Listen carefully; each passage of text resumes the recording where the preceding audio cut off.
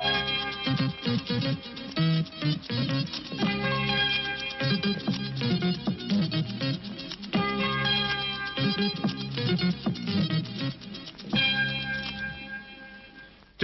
20h avec Roger Giquel. Triomphe de Margaret Thatcher, première femme à la tête d'un gouvernement européen. Le tiercé des hausses, essence 11 centimes, fuel 5 centimes, électricité 7,5%. Après les malades égorgés de l'hôpital de Maison-Blanche, le problème des urgences psychiatriques posé une nouvelle fois. Un procédé révolutionnaire pour l'opération de la cataracte, le cristallin artificiel. Les explications de Pierre Bourget. Bonsoir. Eh bien oui, c'est un grand moment pour les femmes, et c'est ce qu'a dit Margaret Thatcher elle-même après la victoire de son parti, le Parti conservateur, aux élections. C'est en tout cas un grand événement en Grande-Bretagne. La Dame de Fer a montré aujourd'hui son plus large sourire après 20 ans de carrière politique. Cette maman de jumeaux de 25 ans, un fils et une fille, qui a pu dire que le plus beau métier du monde, c'était de rester à la maison pour s'occuper de ses enfants. Eh bien, elle est devenue Premier ministre de Grande-Bretagne. Les choses vont d'ailleurs très vite dans la tradition britannique. Certes, dès ce matin, on savait que le Parti conservateur avait gagné. Mais c'est seulement dans l'après-midi qu'on a su officiellement que la majorité absolue de 318 sièges avait été atteinte par le Parti conservateur, par le parti de Mme Thatcher. Pourtant, et ceci peut nous étonner en France, la passation des pouvoirs était déjà pratiquement faite avant la proclamation des résultats définitifs. Madame le Premier ministre, après la démission de James Callaghan, est allée s'installer au 10 Downing Street, la résidence des chefs de gouvernement, ceci après avoir vu la reine, évidemment. André Salarié nous fait revivre cette journée à Londres. Madame Thatcher a franchi cet après-midi les grilles de Buckingham Palace à bord de la voiture officielle de l'opposition. L'opposition de Sa Majesté, selon la vieille formule qui fait sourire les Anglais. Elle a gagné. À 3 heures de l'après-midi, elle a dépassé la barre des 318 sièges, la majorité absolue, dans cette Chambre des communes qui compte 635 députés.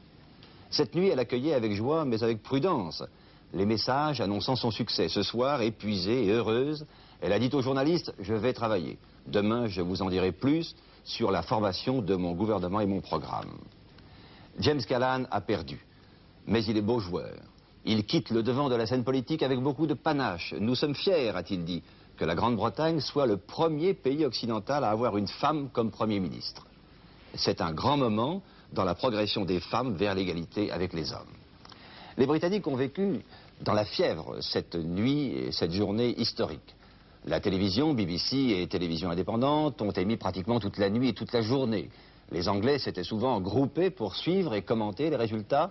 La presse, avec son énorme tirage populaire, la presse favorable dans sa majorité aux conservateurs, a clamé sa victoire. Il y a un autre perdant aujourd'hui, Jeremy Thorpe, ancien leader des libéraux, accusé d'avoir tenté de faire assassiner un homme qui le faisait chanter. Jeremy Thorpe, député du Nord-Devon depuis 20 ans, s'il avait été élu, il se serait présenté la tête haute devant ses juges, fort de l'appui de ses électeurs. Mais ils l'ont abandonné. Mardi prochain, il passera en cour d'assises avec ses 4 co-inculpés. Les libéraux n'ont pas réussi, dans ce scrutin, à se poser en arbitre. Les Écossais ont montré que l'indépendance ne les fascine pas. Le National Front n'est pas parvenu à faire prendre au sérieux ses positions extrémistes de droite. La nouvelle Chambre des communes entrera en séance au début de la semaine prochaine. La lenteur du dépouillement fait que nous n'avons pas encore les résultats complets des élections. Nous ne les aurons seulement que demain matin. Ce que l'on sait, c'est que les conservateurs ont obtenu un peu plus de 44% des voix et les travaillistes un peu plus de 38%, un des plus faibles résultats pour eux, pour les travaillistes, depuis 35 ans d'ailleurs. Ce que je peux vous dire aussi, c'est qu'un Anglais a gagné chez les bookmakers, chez un bookmaker, 387 000 francs, 43 000 livres, pour avoir parié que les conservateurs auraient la majorité absolue. Il est vrai qu'il avait misé très gros. Cela dit, une fois la surprise passée, car c'en est une tout de même, cette victoire des conservateurs, on pensait que les sondages s'étaient trompés une fois de plus et il faut leur rendre cette justice. Ce n'est pas le cas. Alors donc une fois la surprise passée, Madame Thatcher se mettant au travail, il faut déjà envisager ce qui risque de changer en Grande-Bretagne. Et pour nous aussi. Gérard Saint-Paul. Toute proportion gardée, les Britanniques viennent de connaître et de déclencher un phénomène électoral de type suédois en renvoyant dans l'opposition la social-démocratie. Souvenez-vous, ce que l'on avait appelé la vague verte en Suède, lors des précédentes consultations dans ce pays, avait balayé le pouvoir social-démocrate d'Olof Palme. Comparaison limite, il y a un peu de cela. En effet, Mme Thatcher a axé toute sa campagne électorale contre la trop grande sollicitude de James Callaghan à l'égard de tout le secteur assisté en Grande-Bretagne, pour une réduction du gaspillage, pour une diminution de certaines dépenses sociales trop importantes, pour un abaissement des impôts directs en augmentant les contributions indirectes, bref, libéralisation à tout prix pour redonner vie et souffle à l'économie britannique. Quelle sera la réponse des syndicats qui sont très pragmatiques ici? Sans doute, dans un premier temps, des grèves très sérieuses dans le secteur public pour les 12 mois à venir.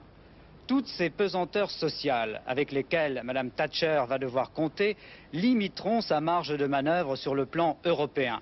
Les conservateurs ne remettent pas l'Europe en cause, ils ont les mêmes soucis très britanniques. Réduire les dépenses de Londres, payer le moins possible, réviser la politique agricole. Sur le plan mondial, après les déclarations fracassantes de Maggie Thatcher à l'égard de l'URSS, le Foreign Office New Look, à l'épreuve des réalités diplomatiques, devra mettre de l'eau dans son thé. Mais les Britanniques exigeront une détente plus sourcilleuse à l'égard de Moscou. Ils ne seront pas toujours à 100% d'accord non plus avec les États-Unis, car ils redoutent les flottements de Jimmy Carter. Et sur le plan bilatéral vis-à-vis de la France, eh bien, les conservateurs sont dans les meilleures dispositions d'esprit. Pour le prochain Conseil européen, exit James Callaghan, et voici une femme à la tête d'un pays européen. Sa victoire marque aussi autre chose sur le plan international. C'est un peu le recul de la mouvance, je ne dis pas du bloc social-démocrate, de l'influence de la social-démocratie au nord de l'Europe. Mme Thatcher prendra des initiatives, elle essaiera de relancer l'image de la Grande-Bretagne sur le plan mondial, mais est-ce que l'intendance suivra? That is the question. Ici Londres, TF1. Si Mme Thatcher est la première femme européenne à devenir Premier ministre, il faut se souvenir qu'avant elle, d'autres femmes exerçaient le pouvoir dans les mêmes fonctions. Mme Indira Gandhi en Inde, Mme Bandaranaike au Sri Lanka, l'ancien Ceylan, et Mme Golda Meir, aujourd'hui décédée en Israël. Elles ont gardé le pouvoir respectivement 11 ans, 12 ans et 5 ans. Mme Simone Veil s'est déjà réjouie de l'avènement de Mme Thatcher. M. Giscard d'Estaing aussi, et cela au cours de l'émission Forum de Radio Monte-Carlo, qui sera diffusée demain, mais dont voici déjà un extrait. Vous savez que la règle que nous sommes fixés, c'est de ne pas intervenir, de ne pas porter de jugement dans les affaires intérieures de nos partenaires. C'est d'ailleurs une règle dont nous souhaitons qu'il s'inspire également. Nous avons été conduits à le rappeler à certains d'entre eux lors de nos élections de mars 1978. J'en m'en tiendrai à cette règle et je dirai seulement que la France respecte le choix des électeurs britanniques. Pour ce qui est du Premier ministre, j'ai été conduit à dire depuis 4 ans combien je souhaitais que se développe le rôle des femmes dans la vie politique et dans l'exercice des diverses responsabilités. C'est pourquoi je serais heureux de travailler avec le nouveau Premier ministre britannique, d'une part dans le cadre de nos relations régulières bilatérales et d'autre part dans le cadre de nos travaux communautaires. Oui, c'est à Villeneuve-sur-Lot qu'a été enregistré ce forum de Radio Monte-Carlo où 18 journalistes de grands quotidiens régionaux ont interrogé M. Giscard d'Estaing sur beaucoup de questions politiques. Vous en saurez davantage demain sur le contenu de cette émission. Le voyage du président à Villeneuve-sur-Lot a été rapide. Après l'enregistrement, il a déjeuné en privé chez Jean-François Poncet, le ministre des Affaires étrangères, qui est aussi président du Conseil général du Lot-et-Garonne, qui réside à Lusignan. Ensuite, le président a regagné Paris. Ici, un sondage de popularité, celui que publie chaque mois le Figaro Magazine, un sondage Sofres. 56% des Français font tout à fait ou plutôt confiance au président de la République qui gagne 2 points dans ce sondage. Raymond Barre gagne également 2 points, mais a seulement 39% de réponses positives. Madame Simone Veil reste en tête avec 58%, 1 point de plus. Dans l'opposition, Michel Rocard reste à 47%, François Mitterrand gagne 4 points. C'est la remontée la plus spectaculaire, à 44% dans ce sondage. On vous avait prévenu qu'une nouvelle hausse de l'essence allait intervenir au mois de mai. Eh bien, avec quelques jours d'avance, c'est décidé, c'est pour ce soir, 0 heure. Le super, l'essence super, va passer de 2 francs 75 à 2 francs 86 et l'ordinaire de 2 francs 54 à 2 francs 65. Ça fait dans les deux cas 11 centimes d'augmentation. Le gazole augmente de 6 centimes, il passe à 1 franc 85. Et le fioul domestique pour le chauffage augmente de 5 centimes, il coûtera désormais 1 franc 03. Et comme le prix de l'électricité va augmenter lui aussi de 7,5% dans les prochains jours, la France, qui grelotte encore au mois de mai, va regarder avec anxiété ses factures de chauffage. Comparons avec Alain Weller. Qu'est-ce qui coûte le plus cher? Le gaz, le fioul ou l'électricité? Depuis le début de la crise du pétrole, à l'automne 1973, tous les types de chauffage ont augmenté bien sûr, mais dans des proportions très variables. Le prix du fioul, multiplié par 3, de 36 centimes le litre en octobre 1973 à 1 franc 03 à partir de demain. L'électricité, plus 50% seulement. Le kilowattheure en basse tension valait en moyenne 20 centimes 7 en 1973. Il en vaudra 32,8 avec la nouvelle augmentation de 7,5% qui interviendra vraisemblablement lundi. Le gaz enfin, de 5 centimes 60 le kilowattheure en 1973, son prix est passé à 10 centimes 30, un peu moins du double. Au moment où éclatait la crise du pétrole, le mode de chauffage le plus économique et de loin était le fioul. Puis venait le gaz et enfin l'électricité. Or, depuis 1973, on voit que c'est le fioul qui a le plus augmenté, puis vient le gaz, bien que cette fois il échappe à la hausse, et enfin l'électricité, qui a subi la hausse la moins forte. Est-on parvenu à un rééquilibrage? À titre purement indicatif, on peut estimer aujourd'hui pour une même maison de 100 mètres carrés que le budget énergie sera de 4 400 francs avec le tout électrique, de 2 900 francs avec le chauffage au gaz, de 2 700 avec le chauffage au fioul. Ce n'est pas encore le nivellement, mais presque pour le gaz et le fioul, le tout électrique restant la solution la plus chère.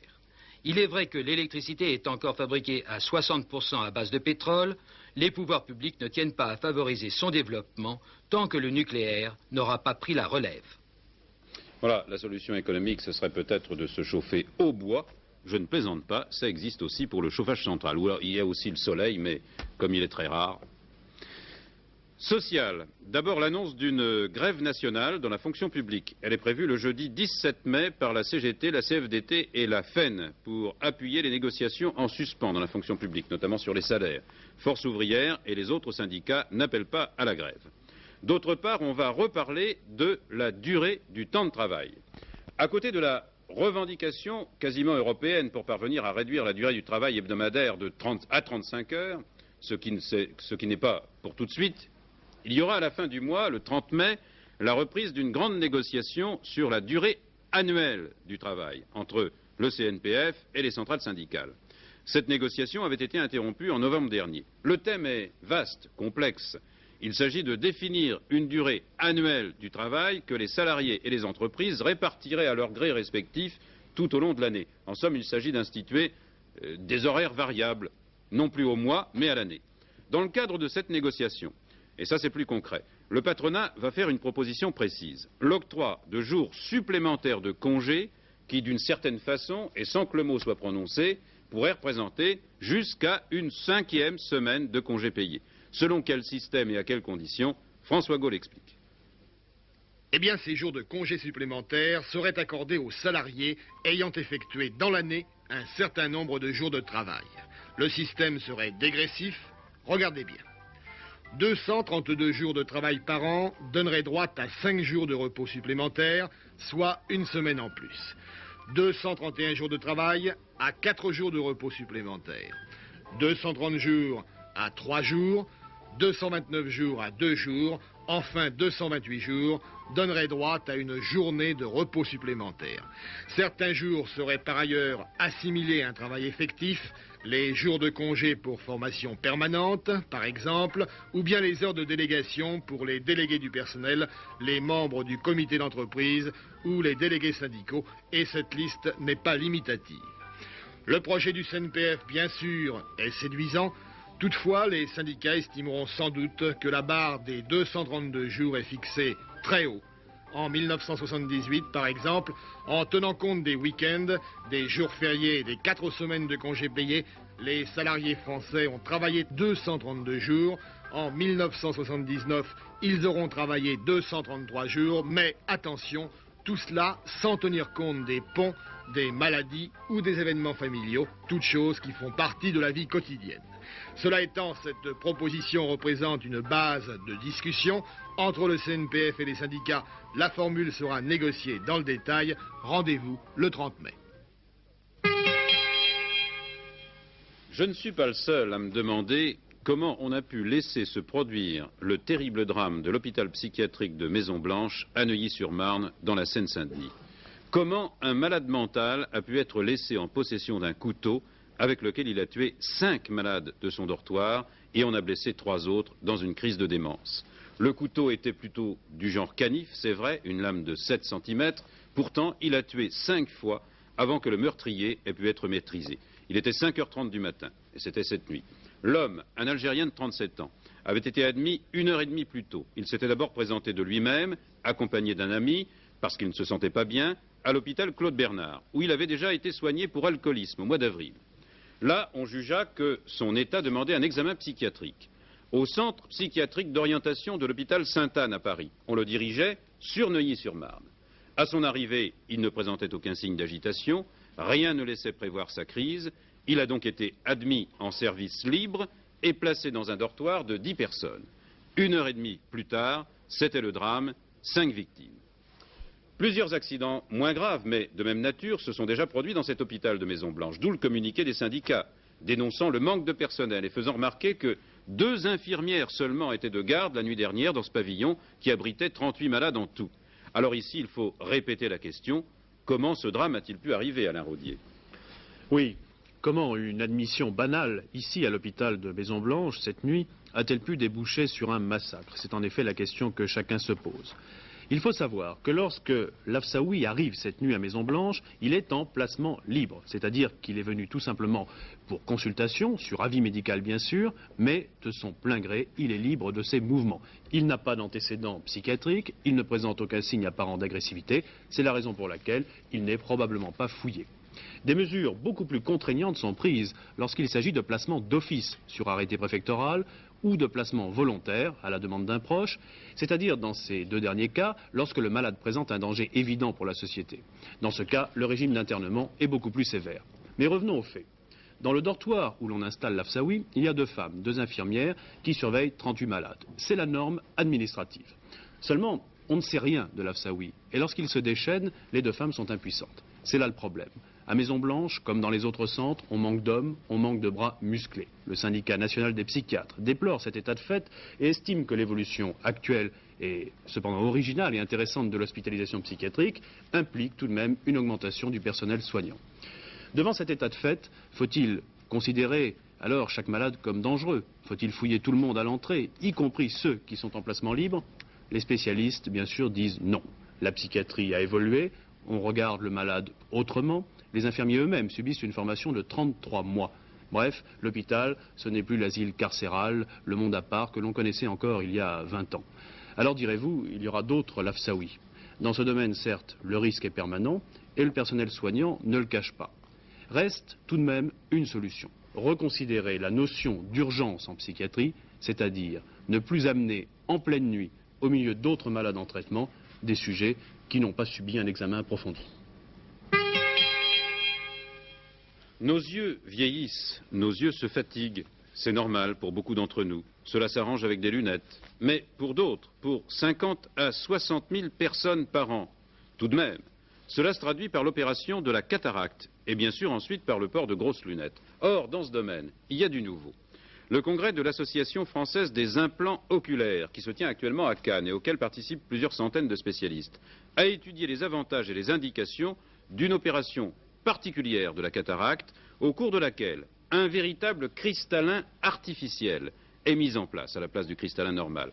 Reportage et enquête Pierre Sous Bourget. anesthésie générale, un malade va subir l'opération de la cataracte. Pourquoi? Son cristallin, petite lentille ronde transparente, qui est une partie du système optique de l'œil, s'est opacifié.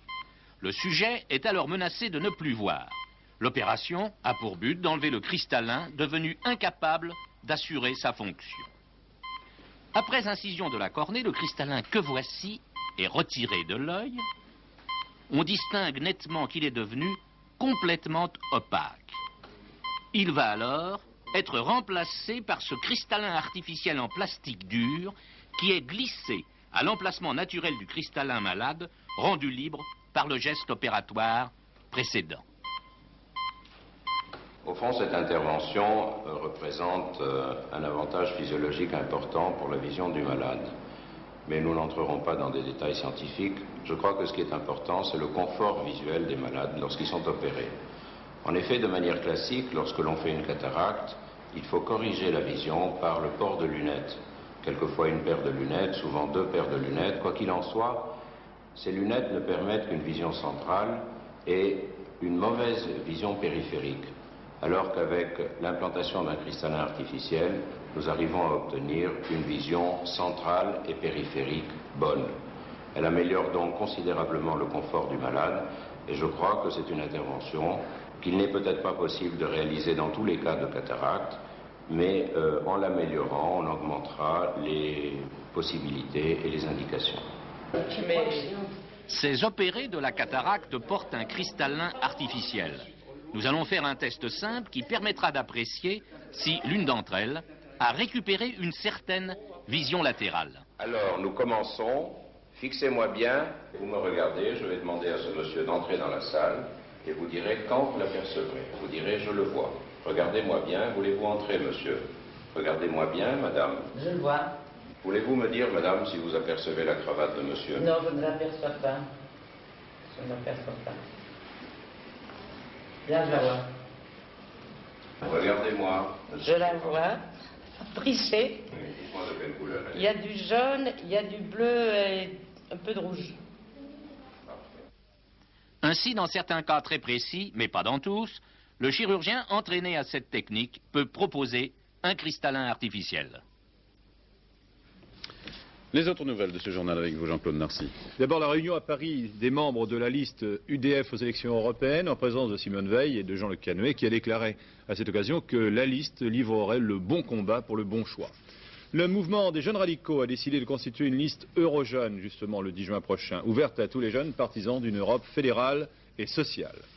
Georges Marchais écrit dans Le Monde aujourd'hui: le 23e congrès du Parti communiste sera le congrès de l'ouverture. Ce sera un congrès ouvert sur la vie, sur les préoccupations réelles des Françaises et des Français. Chez nous, n'ont cours ni les batailles procédurières, ni les tournois de ténor, ni la course aux places. Incident à la seule maire de Fos-sur-Mer, après le vote de la grève, des incidents donc se sont produits en début d'après-midi à l'entrée de l'usine sidérurgique entre les cadres et les ouvriers. 2 personnes ont été blessées dans des bagarres. Air France envisage d'utiliser 2 Concorde supplémentaires, c'est ce qu'a déclaré aujourd'hui l'agence France-Presse le président de la compagnie aérienne, M. Giraudet. En Italie, les Brigades Rouges ont encore frappé. Des coups de feu ont été tirés devant le domicile du secrétariat général de la démocratie chrétienne à Naples, et à Turin, plusieurs incendies criminels ont été allumés. L'attentat d'hier contre le siège romain de la démocratie chrétienne a été sans aucun doute le signal de départ d'opérations terroristes à l'occasion de la campagne électorale italienne. En Iran, plusieurs attentats ce matin. Des inconnus à moto ont mitraillé le siège des comités Khomeini en plein centre de Téhéran. Quelques heures plus tard, des rafales de pistolets mitrailleurs ont été tirées sur la place du Parlement. Au Liban, 3 militaires néerlandais de la FINUL ont été capturés par les milices chrétiennes. Et puis 4 blessés, dont un grièvement à Tours ce matin à la suite de l'explosion d'une bouteille au gaz dans un immeuble de 18 étages. La violence de la déflagration était telle que tout le dernier étage a été détruit et la toiture soufflée. Les dégâts sont donc importants, mais les habitants des étages inférieurs n'ont pas été obligés d'évacuer leur appartement. 92 000 candidats vont passer demain les épreuves du permis de chasser et les questions posées porteront sur la réglementation de la chasse, bien sûr, mais aussi la sécurité, l'emploi des armes à feu, ainsi que sur la connaissance des espèces animales. Décidément, les centrales nucléaires américaines connaissent bien des déboires. Cette fois-ci, il s'agit de la centrale d'Oyster Creek dans le New Jersey, qui est victime d'un arrêt automatique et ne sera pas remise en service sans une autorisation préalable de la Commission fédérale, dont les inspecteurs se sont aperçus que cet arrêt était le résultat d'une série de mauvais fonctionnements qui auraient pu conduire à un accident du même type que celui de la centrale de Three Island.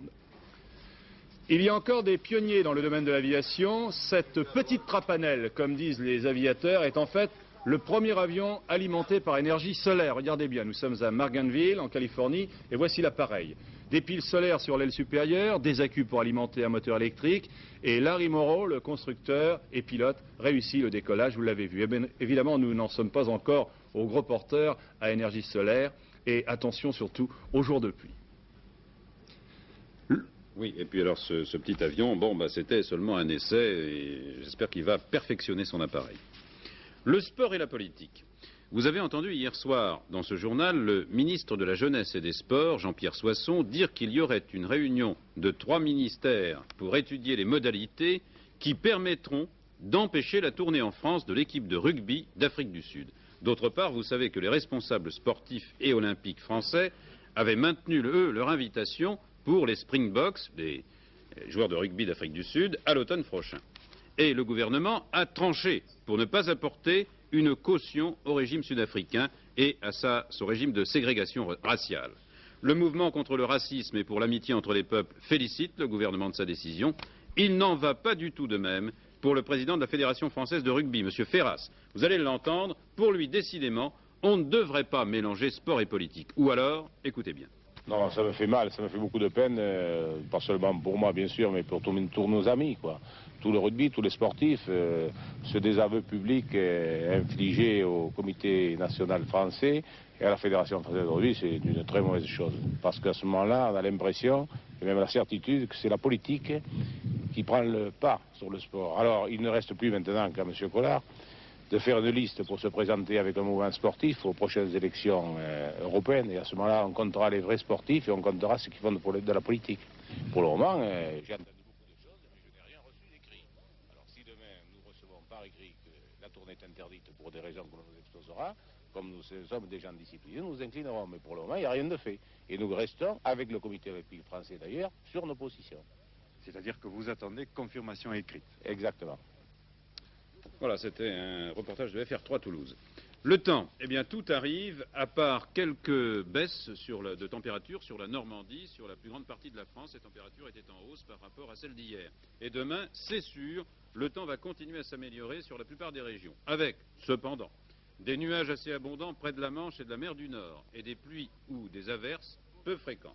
Sur les autres régions, le temps sera ensoleillé après la dissipation de quelques brouillards matinaux. Quelques passages nuageux donneront toutefois quelques averses aussi sur la moitié nord. Les températures matinales seront encore basses avec des gelées dans l'intérieur, mais les températures maximales, c'est-à-dire en cours de journée, elles seront en hausse. Et dimanche, l'amélioration devrait se développer avec encore de rares averses du nord aux Vosges et aux Alpes. Voilà, ce journal est terminé. Dernier journal, Jacques Lenoir, vers 23h40. Merci de l'avoir écouté au nom de toute l'équipe de TF1 Actualité.